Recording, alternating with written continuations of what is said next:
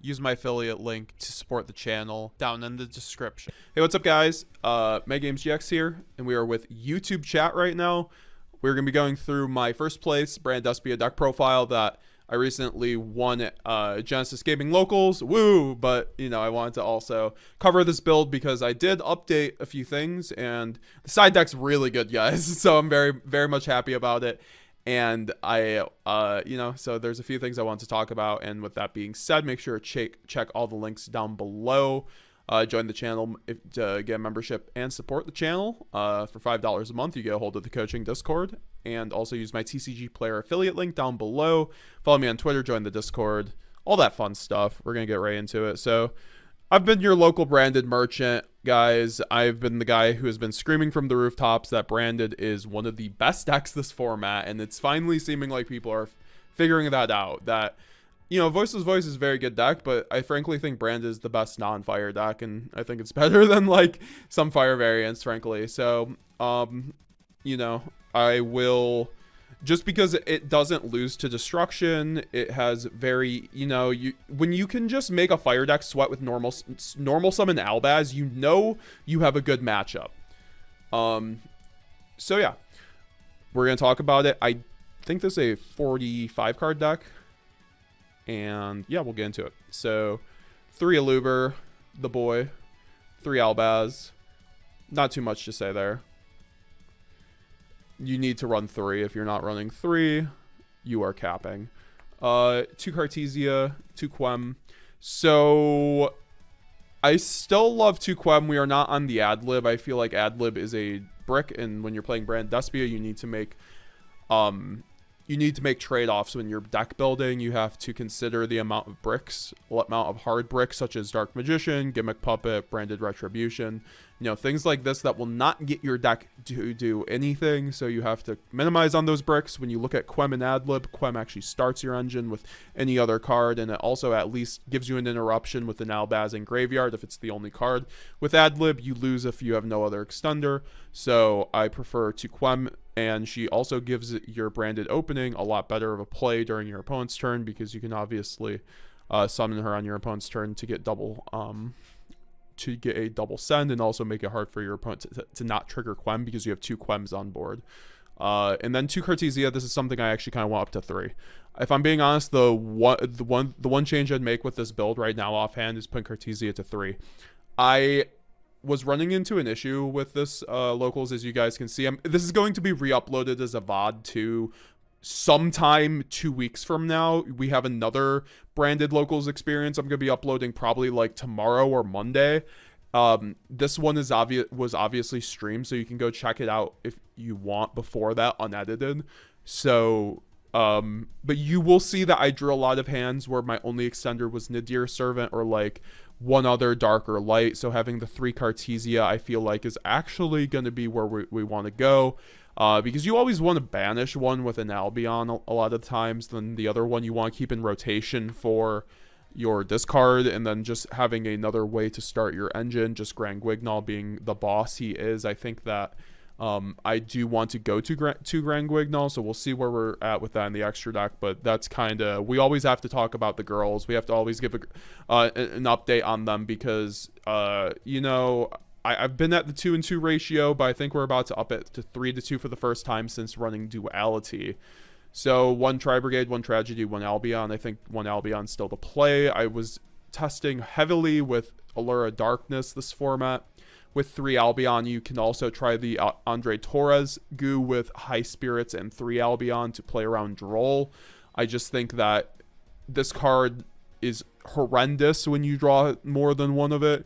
So to try to get my build to be around 45 cards in an effort to see monsters on top of spells, Allura Darkness cuts away from that, and this cuts away from that, so we run 1.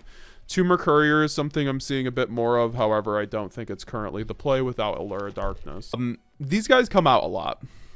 I'll say that right now. So they make for, like, easy side-out slots. So, and then the bricks.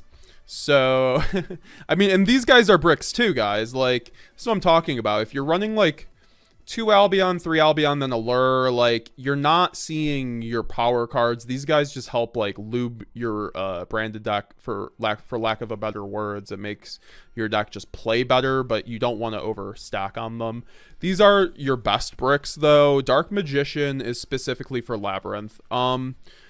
Also, I was thinking, because of Bestials, we're seeing an uptick of Bestials. People are realizing that Magnamut's very good right now, so I think that Dark Magician is actually a strong pick. And I saw, if you guys remember from the OTS video that we did today or on stream the other week, there were like 50% of the decks had Dark Magicians, frankly, of Branded Despia decks that topped an OTS championship. So I was like, well, let's try a Dark Magician.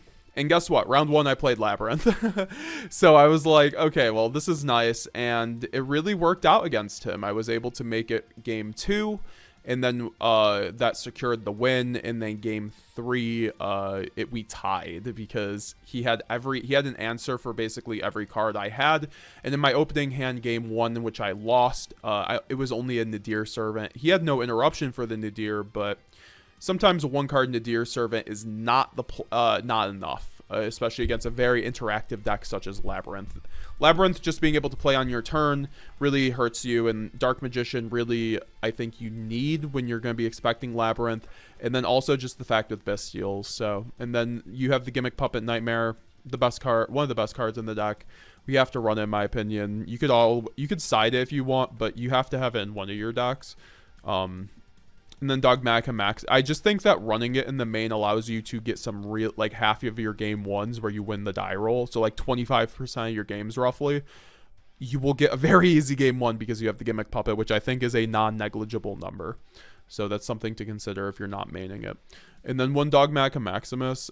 I'm still on this. I think the Nadir package. I've been like your local Nadir merchant as well. Like, Nadir is a card that's come in and out of the format. I've been using it since Kashtira format, but I still think it's very good. There's not too many shifters going around, so I think it just gets better in a format such as that. And then also just being able to play through hand traps is very huge right now, so Maximus allows you to do that. And then Dark Magician allows you to do that too, because if you run Dark Magician, you can just go and you open Nadir Servant Branded Fusion, which happens a lot. You can go Brand Fusion into Dragoon, then Nadir Servant for Puppet Lock, so which is usually guaranteed Puppet Lock under nib. So that is the plus. And then also you can go Fusion Deployment Dark Magician, which I'll explain once we get to that card.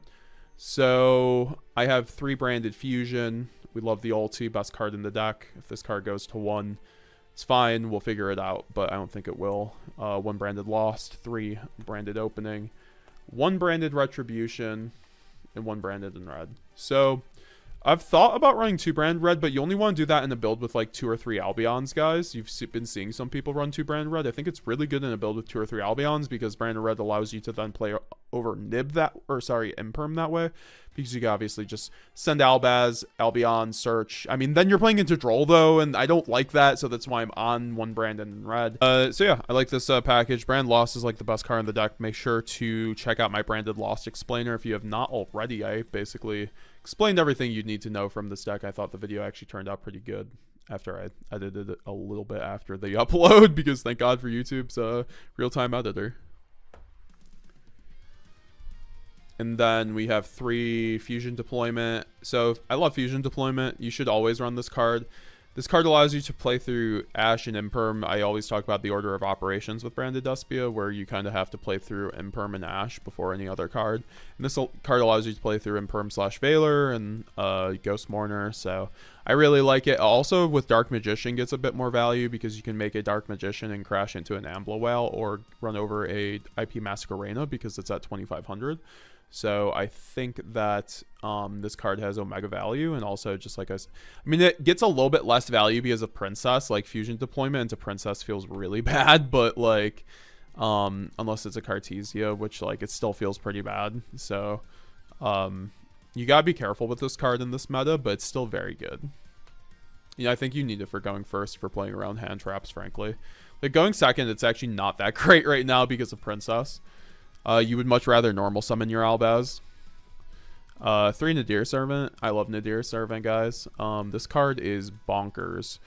When you run a lot of non-engine, you kind of have to run this card, in my opinion, or you're kind of trolling, because the fact of the matter is you're going to draw a lot of hands where you can't do anything, and Nadir Servant just ends up being your saving grace because it's your one extender. If you run the cards to make a 1-card gimmick lock, then you are good to go.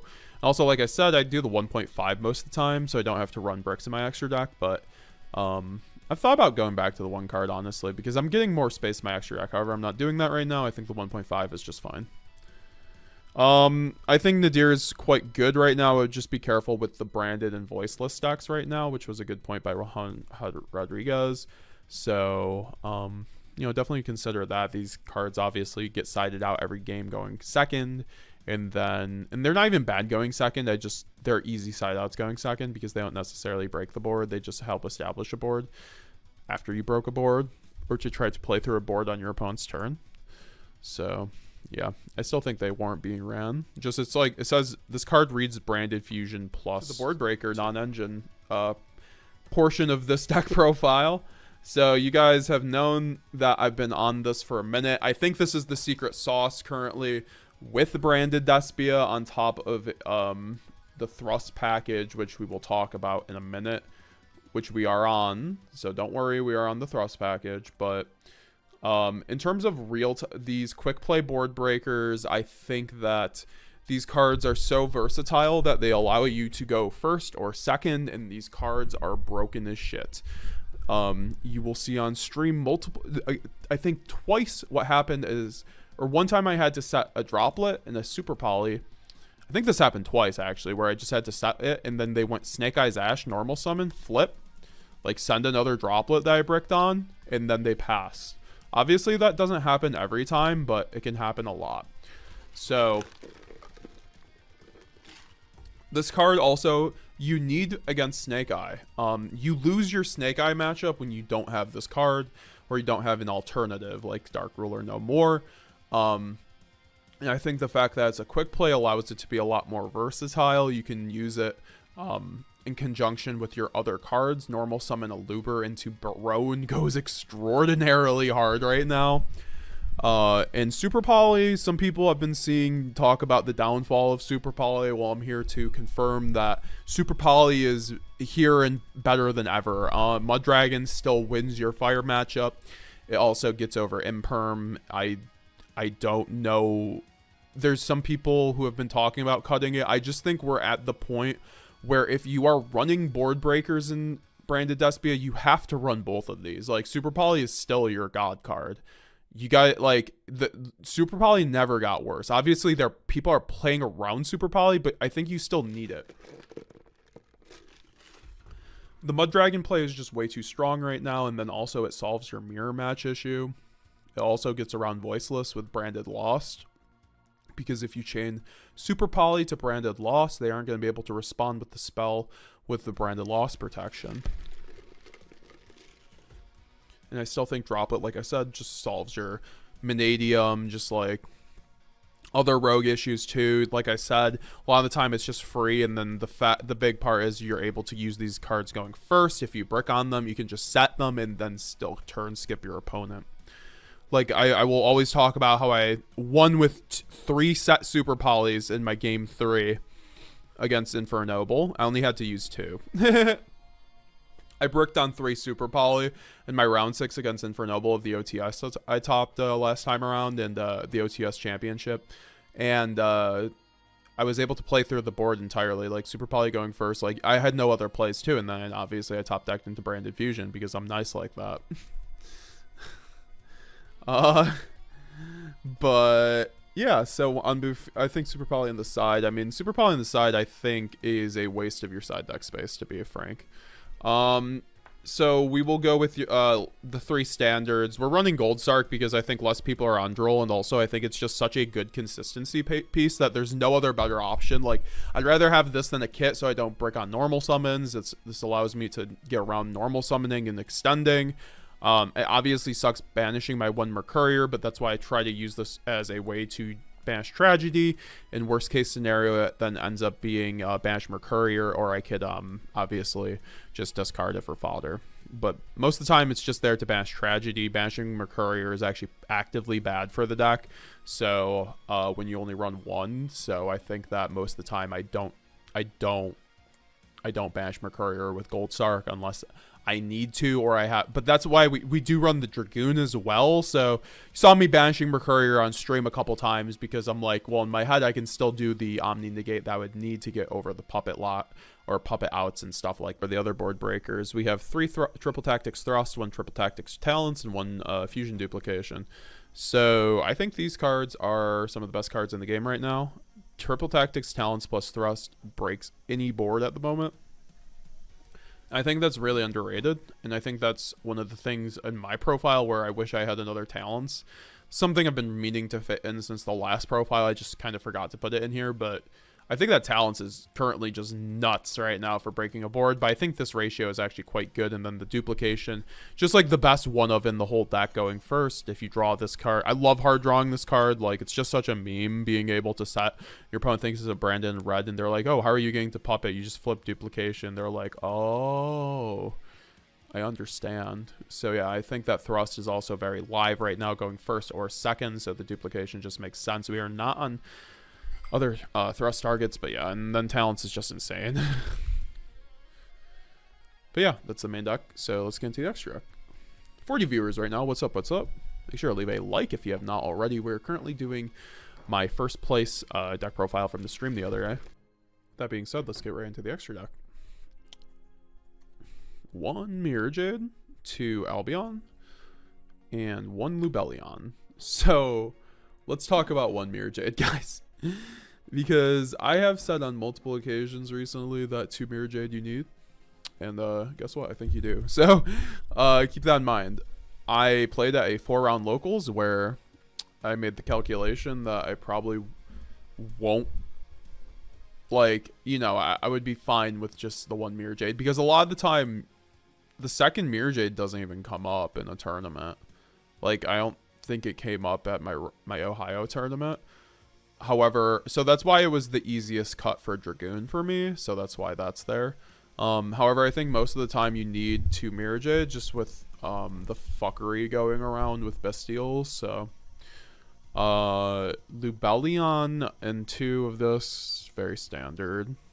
That you can just play through a lot of things. You can obviously, it's a way to Branded Fusion, it's a way to gimmick puppets, your best extender of the deck, and also gets you into Quem. That's why running the double Quem is very nice with a Guignol. I've been kind of debating on running, I was testing 2 Guignol actually before this. I think that's one of the things I also took out for the Lulu. I just figured that Lulu has a lot of value right now as an Omni Negate. Because when it's on face up on the field, when a card leaves the extra deck, Lulu is essentially an Omni Negate on a 1 face up card and gives all your monsters 500 attack, which can be relevant. So I think that having another target for Guignol once you know, because a lot of the times, like, you guys saw I had like no Cartesia access at my locals. So the Lulu will sometimes just come up.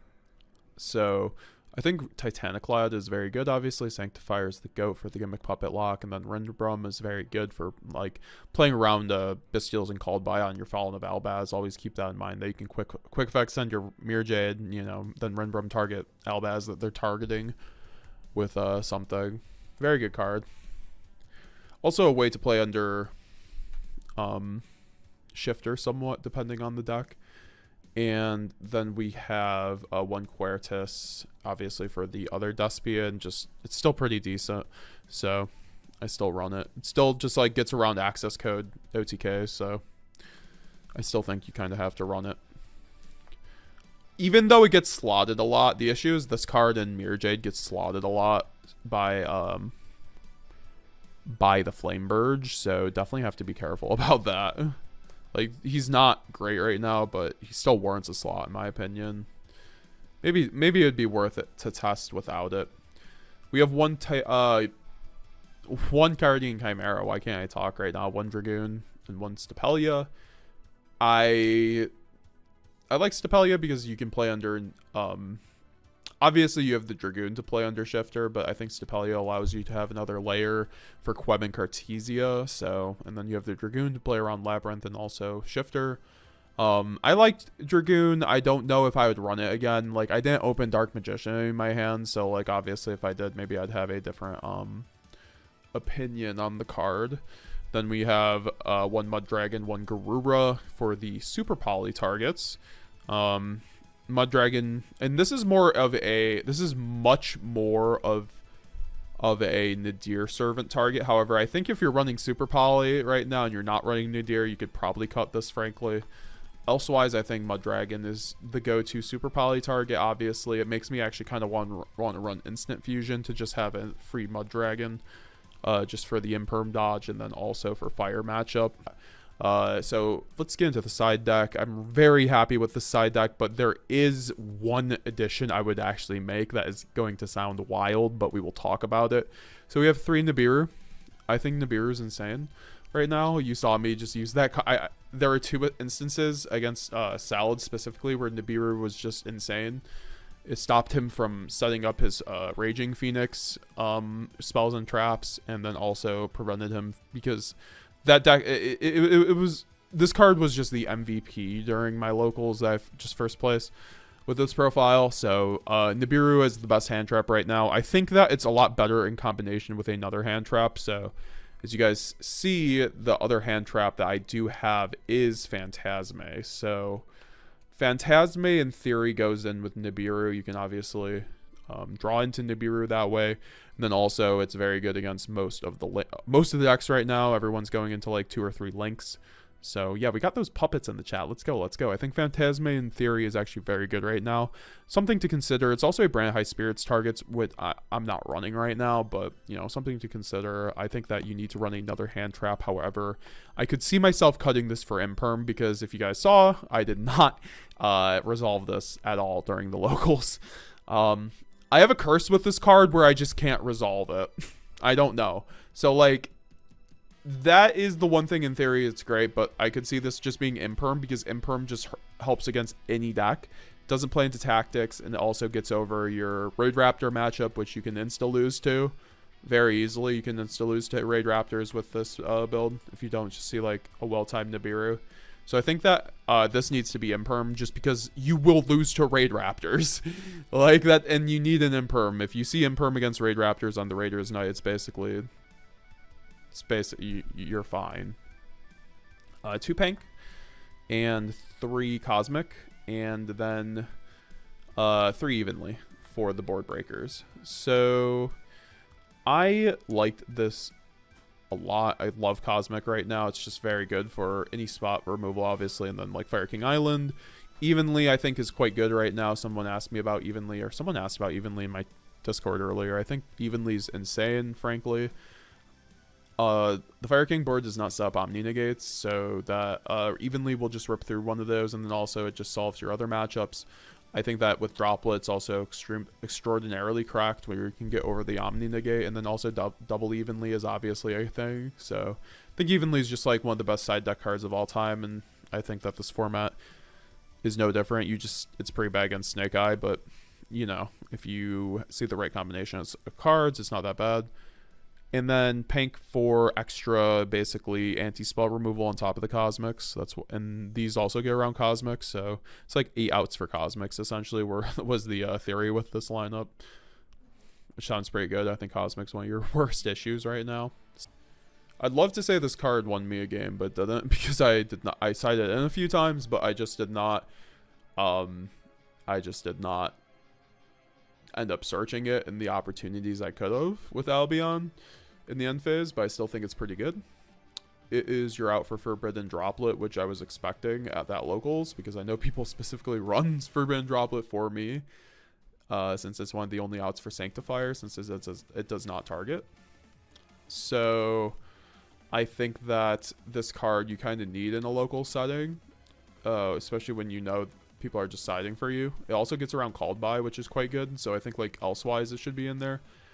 It's also a decent card to recur for discard fodder. It's also a thrust target, so this is like my other thrust target. This could have been like a DDG, but like I decided not to. Still don't have a DDG, so if someone wants to trade me one, please hit me up. So I still think it's pretty good.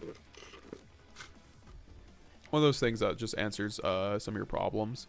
I don't have any towers out though, so this could very much be a Herald of the Abyss. Like I said, if I saw it purrely, it was either this or Herald of the Abyss, and I chose on this, but I didn't play in purrely, so it was fine. So let's talk about side patterns quick. I don't think evenly does enough if it's by itself. I think there's some decks though that just like don't set up an Omni negate, so it's like fine against those decks. But yeah, no, against most decks it's not enough. But it's like there against Fire King, which is one of the most popular decks. So also Labyrinth, which is an issue. So yeah, let's talk about siding patterns. So like I said, guys, these were kind of, when I'm expecting back row, these guys were coming in. But it really just depends. Like, this is an extremely live extra side deck, so you don't want to, like, overside is the thing. So a lot of the time what you want to see is just how much space in general you have in your main deck. You want to take out, when you're going second, obviously, you want to take out your going first cards. There's certain cards that are specifically better going first, and then there's also other cards that are pretty cuttable, so let's take them out. Alright, so in my opinion, these are the 11 or 12 cards that you have. The top being a lot easier to side out than the bottom. So these guys can always go out. So guaranteed at minimum you have 7 slots, which I think most of the time slots in quite well with my side deck. I try to make it so I have like 6 to 7 side out slots for going second. I think that's usually the best number for branded. If you go over that, that's certainly fine. I think especially in a bigger branded deck, like oversiding isn't the worst, but you have these cards to side out if you're basically going second in any situation except for like maybe extraordinarily, like you could consider keeping in puppet, or you could consider keeping in dark magician against like kashtira or labyrinth or something like that. But we would side those 7 out basically, you know, for, you know, what you feel like, because against like something like a fire deck, I think these guys are quite good. And then you could obviously, you know, you have, if you're going against Fire King, you could side out these, take out the Phantasmes, put in the nibs. I think Phantasmes like fine against Fire King, but I think you have better options, frankly. And then obviously, Pink isn't bad either for that situation, for the spot removal. And then you have the evenly, so you have about 11 good sides, which then you could start taking from some of these cards at the bottom. Which I wanted to mention on briefly, where these cards at the bottom are your engine pieces, but they're the most non-essential engine pieces. Like, you don't need a third deployment most of the time, especially in the format with a lot of Promethean. You don't need a second Quem going second a lot of the time. You don't need, because you're just breaking a board and killing them. You don't need the Bestials going second unless they're a deck that can lose to them, but that's why I think Lubellion can get side out more than Saranir, frankly, and Lubellion even then is okay going second for access to Lost. Siding out one opening isn't the worst because you're discarding a card, which isn't the best, and then Gold Sark obviously plays into Droll, so I think it's one of the most non-essential cards. That, I guess that is 47 cards, KK. How's it going, Nikoni? How's it going? Channel member in the chat, Nikoni. How you doing, brother? What deck should I side evenly in for? I like evenly against... it really depends. Like, I like it against actually Voiceless Voice when they when you have a way to blow out their Omni Negate, and then you can just like take all they own and then break their board further. But in the good matchups, obviously it's Fire King, it's Labyrinth, specifically. Also just like Runic decks, it's very good against. So and so it's starting to get in the rogue category, but it really does cover a lot of your Fire King matchups. Also, it's not bad. It's not bad against Snake Eye. I wouldn't side against Snake Eye personally, but it's there with Droplet. If you guys have questions on siding, I can definitely answer them. And then, obviously, these are going first card. So what do we side out going second? I think it's basically your board breakers. So you probably want to keep these guys in going first. But you have six slots for going first that you can take out, which a lot of the time you don't have a lot of cards you want to put in going first, so You have the Blazing Branded King, which just goes in automatically at that point for like a droplet or a super poly, probably super poly because you don't want to always discard it in, cards. But you also have Cosmic Cyclones and then even Nibiru's, which are not bad going first. So, you know, these could also go out for summon limits if you choose to run summon limit, which I've advocated for in the past. Thanks, coach. No problem, Vincity. It's my favorite deck in the game when it comes to siding. It seems so easy to see what can come out and what needs to go. I completely agree. Siding patterns are very they're clean with Despia. That's what I like about them. And then if we're going against Snake Eye, what do we side in against Snake Eye? And side out. Well, Nibiru's go against Snake Eye, going second. Cosmic Cyclone is okay if you... I think you still want it because they could be on anti-spell, and then also just... it can get rid of their field spell, which isn't bad. Or just like something in the field or spell and trap card zone. And then... so I probably wouldn't recommend that necessarily because you have Phantasmes, which are a lot better. I think Phantasme is quite good, and then you could also do Panks if you find it in your heart. But obviously, you keep in then the board breakers of the Super Poly and the droplets. They're very good. But for that reason, what you would probably side out is obviously for a 6-card engine are, you know, your Nadirs. You could probably just keep in a puppet at that point, but the duplication. I mean, you could just do the puppet too, and then maybe just do like one Pank. Yeah, or, you know, these guys. So yeah. And I showed you guys the Fire King one. What would I do against Voiceless? I think would be the next best one. So Voiceless is a interesting matchup where your super polys and droplets do a lot of work, and you don't need the Phantasmes. I think that evenly actually kind of goes hard because a lot of the time you can clear their Omni Negate, and they have a lot of spells and traps on the field that if you don't deal with them, you basically lose. So whereas Cosmic doesn't do a whole lot there, so I think evenly is actually quite good against them in tandem. Like, this is something I'd side in evenly against, even though they have an Omni Negate. And then also you have, I mean, Nibiru is pretty bad, but it's probably Pank, and then, you know, you could obviously do the Cosmics. But Nib isn't going to be doing much. Chris, you have tips for Runic Goatee matchup? Yeah, so I've played against a lot of Runic Goatee. You know, you really have to stop their 2 monsters that are coming back every turn.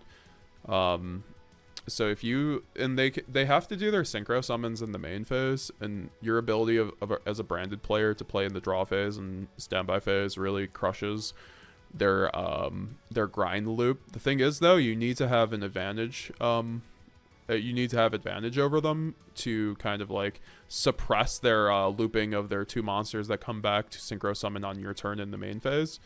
So and also their plays are very linear. They go to the 7, then they go to the 10, or go to the Deep Beyond. So you can really just see the Deep Beyond coming a mile away. Usually when the Ascan comes out, you are fine, but once that thing card starts Mirror Jading, it isn't the best, but you know, at that point you also have a lot of different, like, if they're already on Ascan, you either have an Omni Negate or you're losing, so you should be stopping their effect monsters that synchro summon. If you stop their effect monsters that synchro summon, you are doing just fine. The Runic cards can be annoying for it, but that's why I think that like evenly is very good against that deck. And also Cosmic. I would say, like, if I was going against Runic Goatee, I mean, like, Nib is good against them, actually, because on your own turn. Evenly, I'm not sure. I don't think I would. I mean, you can. Yeah, evenly's not bad, honestly, because they don't set up an Omni Negate, so evenly should be insane against them. Like, any of these cards can go into for the Runic Goatee matchup. Obviously, these cards are pretty bad, but you have a lot of side deck cards, and I think that your ability to just play in the draw and standby phase really does help. What would you suggest against trap tricks? I have a couple in my locals. Well, I mean, I still think Evenly's good against Trap Tricks, even though it triggers sometimes some of their things. But, you know, Cosmic Cyclone, Pankratops in this instance. And then also Phantasme is not bad because they do have the Sarah. So at least gives you a body +1. So, I mean, you could side this out probably and just keep this engine in, you know. 8 cards, that sounds pretty good. Take out your going first cards. I think that Cosmic actually helps a lot here. I think Twin Twister would help a lot too, specifically because you're hitting 2. Harpy's Feather Duster, Lightning Storm. Oh, Lightning Storm, Harpy's Feather Duster are your best things against Trap Tricks personally, though. For sure.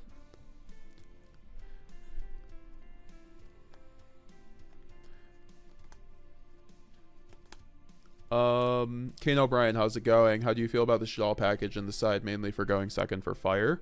I like it. I think it's actually quite good because the interaction of being able to go Shadal Dragon, App Cologne, target Sanctuary, and then pop Island is pretty good, but overall it's 6 cards. Like, what are we doing siding a 6-card engine for 2 decks?